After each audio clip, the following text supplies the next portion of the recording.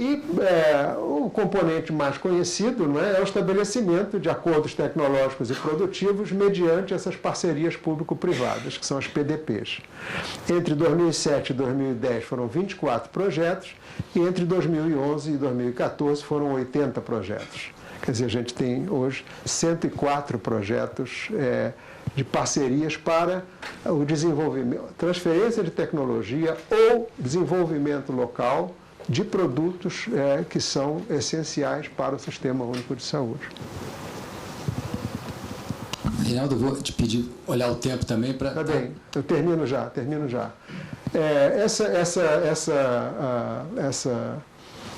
Essas PDPs, isso aqui é um slide que eu peguei de uma apresentação oficial do Ministério da Saúde, daquelas 104, não é? Isso é do ano passado, nós já temos 17 produtos com registro na Anvisa, isto é, prontos para serem comprados pelo Ministério da Saúde. E desses 11 produtos já são adquiridos pelo Ministério da Saúde, e alguns produtos extremamente custosos. Quer dizer, as 3 pinas, clozapina, olanzapina e quetiapina, que são medicamentos para esquizofrenia, para psicose, são muito caros. O Ministério da Saúde deve gastar alguma coisa como 300 milhões ou 350 milhões de reais por ano na compra desses medicamentos. E o preço que compra nas parcerias é um preço significativamente mais baixo do que o preço do mercado. E outros também, como tacrolimus, esse tenofovir é um antirretroviral, e um conjunto de vacinas, não é? Que são produzidas tanto em Biomanguinhas, aqui no Rio, quanto no Instituto Butantan, também a partir de parcerias. Bom, são 5 desafios, eu já estou aqui com o meu tempo estourado, não é? É evidente que quando a gente faz assim um relato, a gente vai, enfim, enfatizando as coisas positivas, mas há desafios importantes nessa política que a gente tem que prestar atenção. É maximizar a taxa de sucesso das parcerias no que se refere à entrega de produtos. Existem algumas opiniões, eu me incluo entre elas, que entre 2011 e 2014, o estabelecimento de 80 parcerias, isso pode ter efetivamente gerado algum descuido na qualidade das parcerias que foi feita e a taxa de insucesso pode subir. Segundo desafio é o efetivo ou desenvolvimento autóctone ou efetiva transferência de tecnologia aos produtores nacionais, privados e públicos no caso da formulação. Uma das razões pelas quais a SEMI naufragou foi isso, que jocosamente hoje alguns industriais chamam de importabando.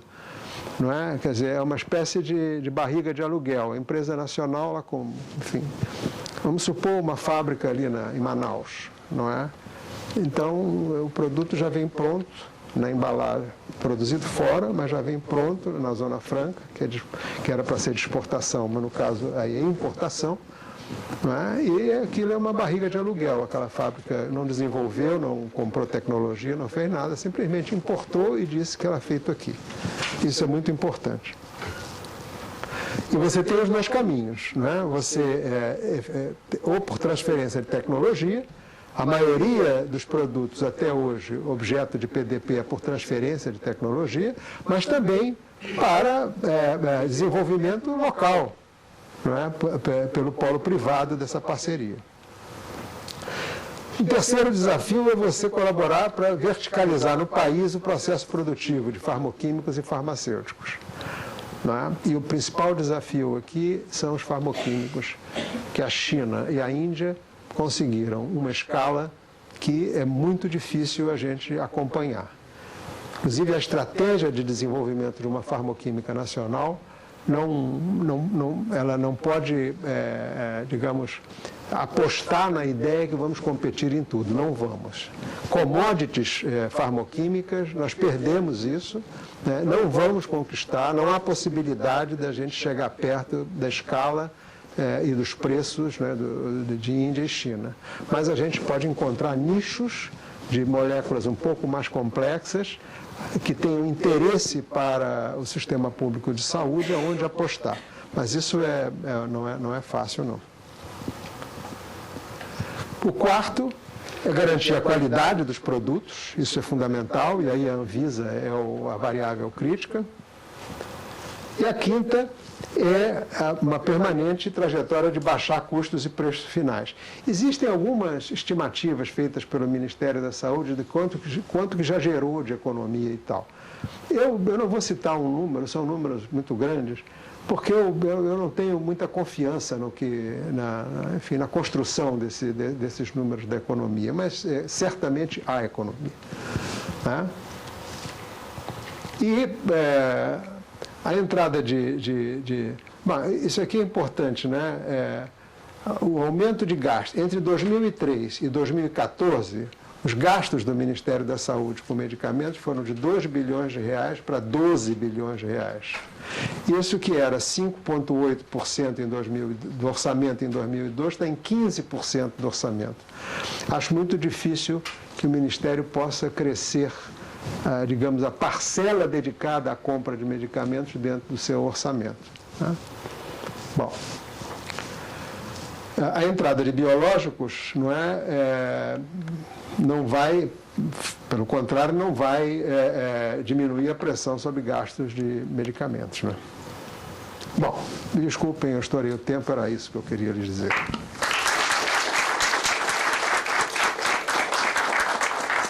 Obrigado, Reinaldo. Bem, bom dia. Prazer estar aqui. Tem pessoas nessa plateia que fazem parte da história que eu vou contar.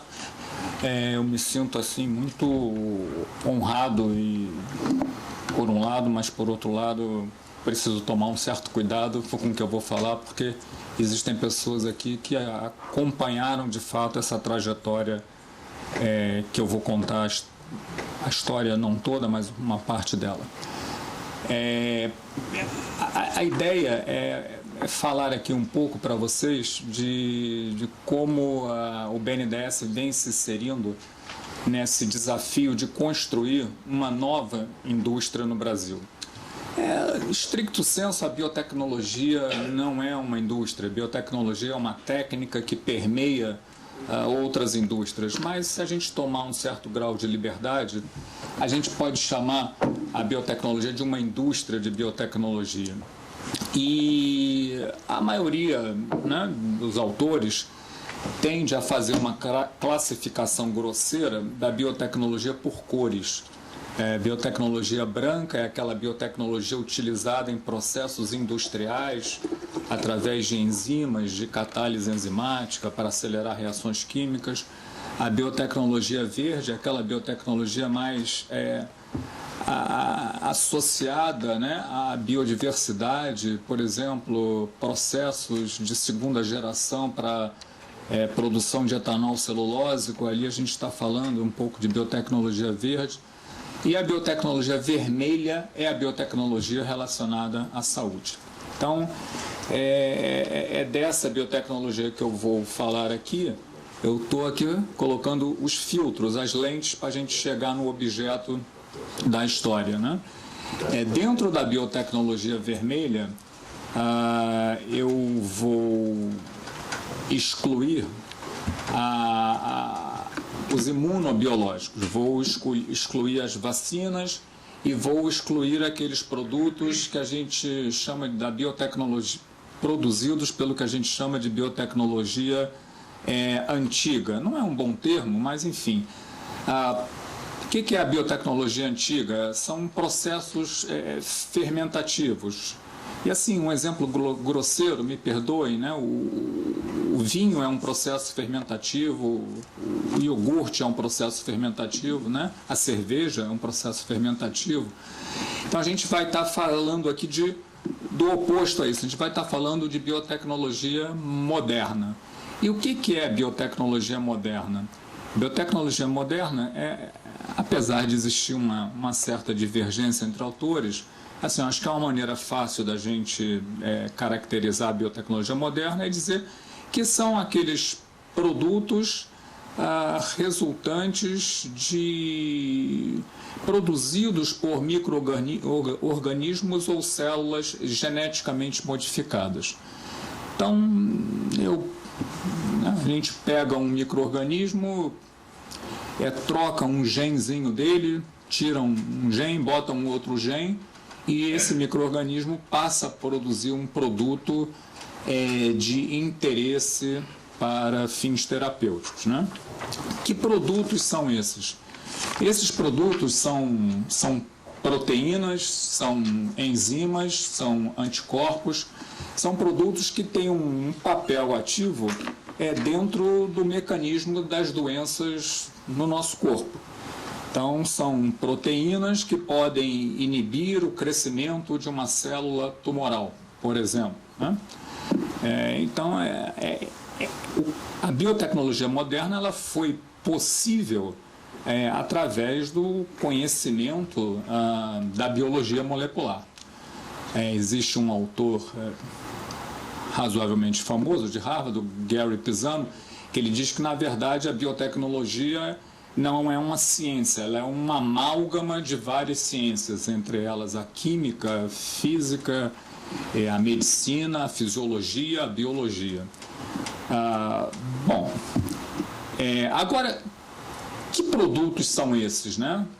Que produtos são esses de relevância para a biotecnologia, para a indústria de saúde, produzidos pela biotecnologia moderna? Então, assim, de cara, eu queria... O Reinaldo, de fato, ele me quebrou aqui, que eu não fiz a apresentação, somente 2 slides. Então, de cara, eu queria mostrar esse slide para a gente ter um impacto do que a gente está falando.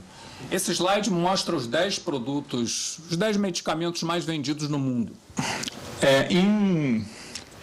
Em vermelho, né, são os medicamentos de origem produzidos pela biotecnologia moderna, de origem biotecnológica.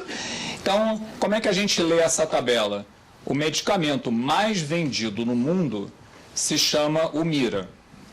Ele vendeu, foi comercializado em 2013, e ele teve vendas de 11,5 bilhões de dólares, né?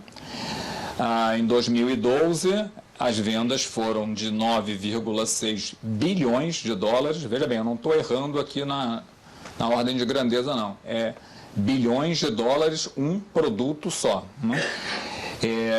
Esse produto, esse Humira, ele teve um crescimento de 20% de 2012 para 2013. Então, a gente está falando de produtos que vendem, né? Os em vermelhinhos são os produtos produzidos pela biotecnologia moderna. A gente está falando de produtos que vendem anualmente na casa de 10 bilhões de dólares. Entre os 10 produtos mais vendidos, a gente tem 1, 2, 3, 4, 5, 6, né? De origem biotecnológica. Se a gente olha para quais empresas produzem esses produtos, a gente vai enxergar as grandes empresas farmacêuticas globais. Então, aqui no caso do Humira, a Abbott, aqui no caso do Remicade, a Janssen, que é o braço farmacêutico da Johnson & Johnson. O Enbrel é uma copropriedade da Pfizer com a Amgen. Aqui a gente tem o Rituxan, os 3 últimos são os produtos da Roche Farmacêutica.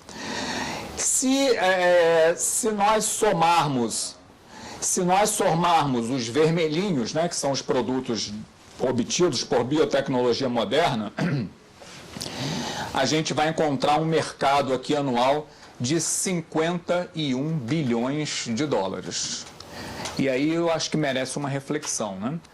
Isso aqui não é o universo todo dos produtos biológicos, são os 6 mais vendidos. Fale. Você me desculpa, mas o Lantus também é biológico. É verdade. Está aqui, tem mais, né? Então são 50, é verdade, Zic. Tem 57, é verdade, tem 57 bilhões de dólares. Eu creio que poucas indústrias no Brasil têm esse valor, né? Então, só esses 7 produtos, a gente está num momento de câmbio complicado para fazer esse tipo de comparação, mas só esses 7 produtos eles têm aí algo em torno de 3 vezes o tamanho do mercado farmacêutico brasileiro como um todo. E aí começa a acender uma primeira luz vermelha, que eu vou voltar a falar dela aqui, que é se esses produtos são produtos de fato eficazes, aqui a gente está falando de produtos para oncologia, para artrite reumatoide, para doenças crônico-degenerativas. Se esses produtos são de fato eficazes, se essas doenças crônicas têm cada vez mais impacto dentro do perfil epidemiológico do brasileiro, e se nós temos um sistema único de saúde, que a não ser que a gente rasgue a nossa Constituição, diz lá que a saúde é um dever do Estado, isso aqui representa uma grande ameaça, representa um problema, representa o que a gente chama a explicitação da vulnerabilidade do SUS a médio e longo prazo.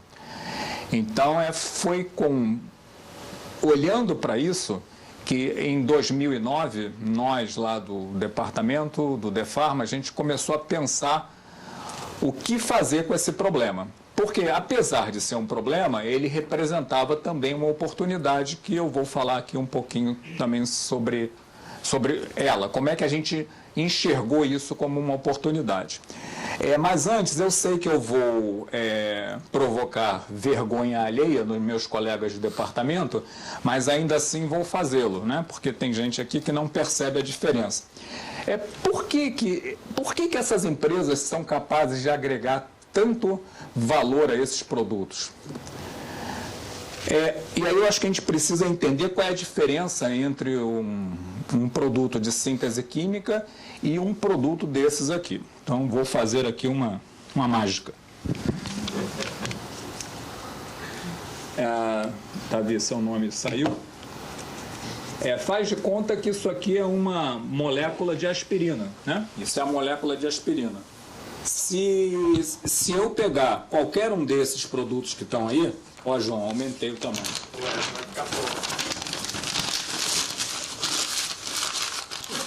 Então, isso é uma proteína recombinante. Isso é uma proteína recombinante, né? O problema não é só a diferença de tamanho. O problema é a conformação geométrica estrutural. Se eu mudar uma dobrinha dessa aqui, pode ser que o efeito terapêutico dessa proteína não exista mais, ou pior, pode ser que eu provoque um problema dentro do corpo humano. Pode ser que eu mate o paciente, né? Então, essa é a diferença. Isso aqui a gente consegue produzir com a boa e velha química que eu aprendi na universidade, né? Isso aqui. Zé Edu também. Isso aqui. Agora, isso aqui não dá. Não dá para eu sintetizar. Não dá, não há capacidade de síntese orgânica possível para eu fazer isso. Só quem é capaz de fazer isso são seres vivos ou células de seres vivos modificadas geneticamente. Então, é disso que a gente está falando, né? São essas proteínas que são esses produtos que valem aí na casa da dezena de bilhões de dólares. Bom, essa é a último slide que eu tenho, e aqui dá para contar a história toda, né? Dá para contar a história toda. A história do nosso envolvimento com a biotecnologia, apesar da imagem da Fiocruz estar muito associada a vacinas, mas o nosso envolvimento começa com o interesse da Fiocruz pelas proteínas recombinantes produzidas em Cuba, né? Então, em Cuba. Então, no ano de 2003, eu tive o privilégio de participar de uma missão a esse país, a Cuba, na presença do Zé Eduardo, né, que era o meu chefe na época, e com o pessoal da Fiocruz, para tentar explorar possibilidades de transferência de tecnologia de 2 produtos que a gente chama de dos produtos biofármacos de primeira geração, que se chamava interferon e eritropoetina, né? Essa aproximação da Fiocruz com Cuba em torno desses 2 produtos, encurtando uma história aí de quase 16 anos, ela resultou no que provavelmente, ou com certeza, será a primeira planta de produção de biofármacos modernos numa escala razoável no Brasil, que se chama CIPBR, que fica ali em Manguinhos, né? E essa planta, além de produzir interferon e eritropoetina, ela vai permitir que a Fiocruz possa desenvolver, na forma de protótipos, possa desenvolver produtos já em condições de boas práticas de fabricação, que são condições necessárias para a produção de todos os produtos farmacêuticos.